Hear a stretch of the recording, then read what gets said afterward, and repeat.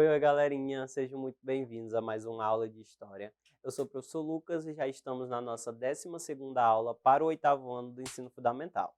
Na aula de hoje, a gente vai abordar um conteúdo que é um conteúdo primordial, que eu acho que todo mundo lembra quando se fala de história, que é o iluminismo, certo? A gente vai entender o que foi o iluminismo, como que se construíram as bases para se solidificar o iluminismo e como estava dividida a sociedade francesa naquele período. Por quê? Porque o nosso principal objeto de estudo dentro do iluminismo vai ser a sociedade francesa, certo?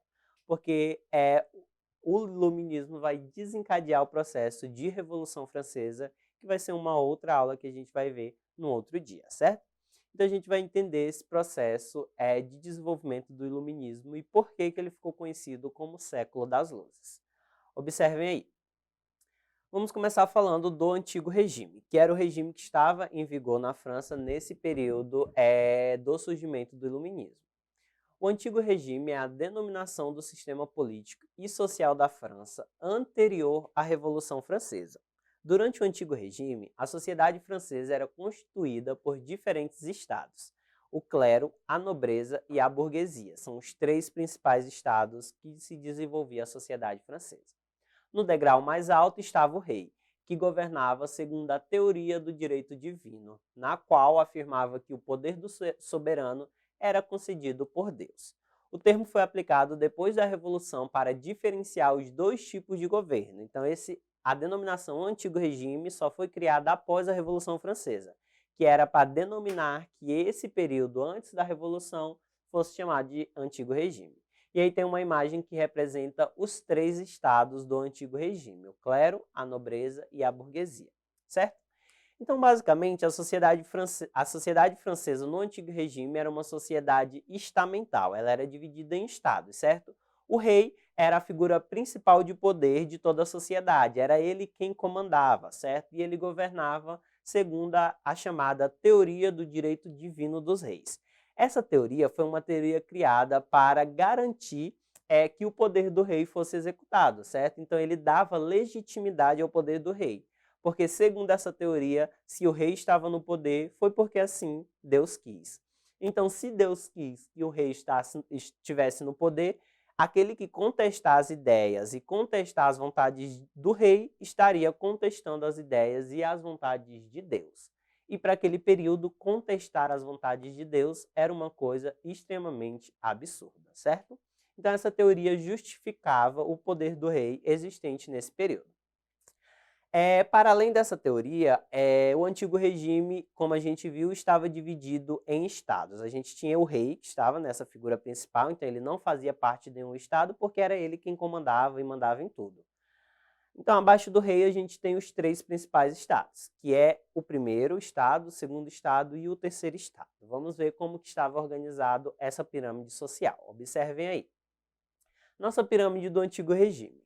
No primeiro estado, a gente tinha o clero, certo? Que faziam parte deste estado cerca de 1% da população.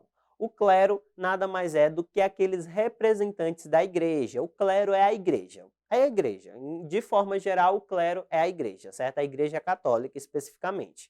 Mas aí dentro do clero a gente vai ter os padres, bispos, arcebispos, sacerdotes, todos aqueles que compunham uma autoridade dentro da igreja. Eles eram chamados de clero e compunham o primeiro estado, então eles estavam no topo de privilégio e de recebimentos de garantias e de luxo e de riqueza da coroa do rei e do reinado inteiro, certo? Continuando, no segundo estado, com cerca de 2% da população francesa, a gente tinha a nobreza. A nobreza eram basicamente a família real e todos aqueles que compunham e tinham o título de nobreza, certo? Eles eram nobres, então toda a família real, todas as pessoas que faziam parte dessa conjuntura da coroa francesa fazia parte do segundo estado. Então eram ricos, certo? Grandes proprietários, donos de diversas terras, que, enfim, organizavam o sistema político juntamente ao rei. Toda essa nobreza fazia parte do segundo estado. E aí, por último, a gente tem o nosso terceiro estado. No terceiro estado, com cerca de 97% da população, a gente tinha a população no geral. Então, todos aqueles que não faziam parte do clero ou da nobreza faziam parte do terceiro estado.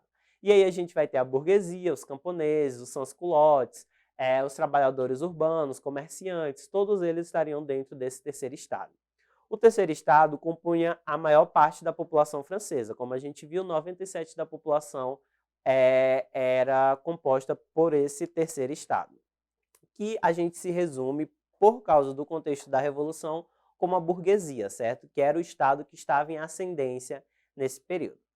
E aí, continuando, o terceiro estado era a maior população desse período e além de representar a maior população desse período, arcava com o pagamento de todos os impostos. Então, todos os impostos que eram cobrados pelo rei eram cobrados ao terceiro estado. Como o primeiro e o segundo estado tinham diversos privilégios, que era o clero e a nobreza, sobrava para o terceiro estado sustentar todo o luxo e toda a riqueza dos outros estados. Então, os impostos que eram pagos pelo terceiro estado acabavam que sustentavam a riqueza e o luxo de toda o reinado, de toda a nobreza e de toda a igreja, certo? E aí é lógico que uma hora o lado mais fraco ia romper, certo? Então, uma hora a gente teria um movimento onde essa população não passaria a não mais aceitar essas ideias que eram impostas dentro da sociedade. Era tudo minimamente calculado e feito para que a população pensasse que estava tudo bem e que eles deveriam fazer e continuar fazendo o que estavam fazendo. É por isso que surgiu o iluminismo, certo? E aí vamos ver o que foi o iluminismo. O iluminismo foi um movimento intelectual que se tornou popular no século XVIII, conhecido como o século das luzes. Surgido na França, a principal característica dessa corrente de pensamento foi defender o uso da razão sobre o da fé, para entender e solucionar os problemas da sociedade. Os iluministas acreditavam que poderiam reestruturar a sociedade do antigo regime. Defendiam o poder da razão em detrimento ao da fé e o da religião, e buscaram entender a crítica racional em todos os campos do saber humano. Gente, basicamente, o iluminismo foi um movimento intelectual onde diversos pensadores e filósofos elaboraram ideias e pensamentos para contestar todas as atrocidades e todas as injustiças que estavam presentes no antigo regime. Essa contestação vai desde os contestamentos às ideias impostas pela igreja, como os pagamentos de impostos, as cartas de indulgências, que eram cartas que você comprava para garantir a sua salvação, por exemplo. Desde os pensamentos políticos, como o pensamento de que o rei deveria ter o poder centralizado de toda aquela população. Então, tudo isso era contestado por esses iluministas, certo? Foi um conjunto de ideias, então não foi um movimento que houve combate, conflitos, foi um movimento ideológico, onde surgiram ideias que contestassem cada vez mais as ideias que eram impostas no antigo regime. E a principal defesa do iluminismo é essa ideia de sabedoria, por isso que é chamado de iluminismo, certo? Porque geralmente em desenhos animados, em filmes, quando um personagem tem uma ideia, o que aparece? É uma lâmpada, certo? Essa lâmpada que remete à ideia, ela tem significado de iluminar. Então, essa questão de aparecer a lâmpada, de iluminar, é daí que vem o conceito de iluminismo, certo? Porque estava se iluminando, se clareando as ideias, as sabedorias dentro da Europa e principalmente da França nesse período. E aí, esse poder da ideia iria em detrimento ao poder da fé. Então, a razão, a sabedoria, as ideias combateriam a fé, as crenças, tudo aquilo que era pregado pela igreja, certo? E aí a gente tem alguns principais filósofos, vamos ver rapidamente.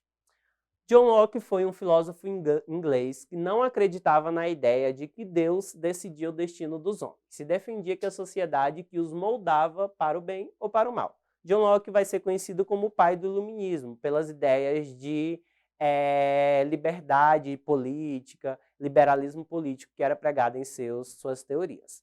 Adam Smith foi um grande economista e filósofo escocês. Ele defendia o fim dos monopólios, da concentração de poder na mão do rei e da igreja, além da política mercantilista. Sua obra de maior reconhecimento foi A Riqueza das Nações. Adam Smith foi um filósofo que defendia principalmente o liberalismo econômico, certo? Que as pessoas deveriam ter liberdade para praticar e desenvolver suas atividades econômicas.